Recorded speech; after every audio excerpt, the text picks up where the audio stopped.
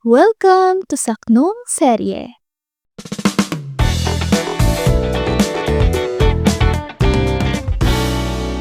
Paano mo masusukat ang tunay na kabutihan? Sa kabila ng pagkakaiba, kaya mo bang tumulong? Muling nagbabalik ang Saknong Serye. Muli, ako si Christine. Sa episode na ito, ipagpapatuloy natin ang mga kapanapanabik na pangyayari sa Florante at Laura. Pag-uusapan natin ang isang saknong mula sa bahagi ng kwento na tumatalakay sa pagliligtas kay Florante. Sa nakaraang episode, tinalakay natin ang kabutihang taglay ni Aladdin na handang tumulong sa anumang oras ng pangailangan.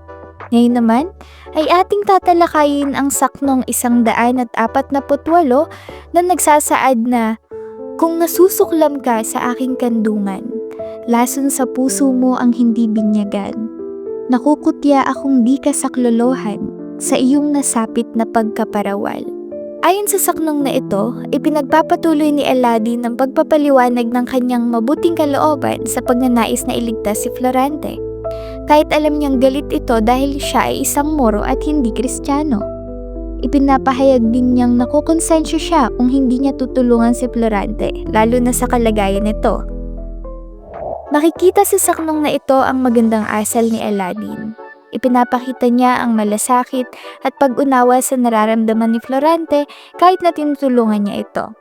Handa siyang ipaliwanag na ang tanging layunin niya ay ang matulungan si Florante at hindi para magdulot ng masama.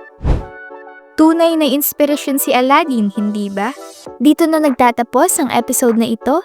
Manatiling nakatutok dahil sa susunod na episode ay ating ipagpapatuloy ang mga saknong na nakapaloob sa ang pagliligtas ni Aladdin kay Florante. Hanggang sa muli, ito ang Saknong Serye. Paalam!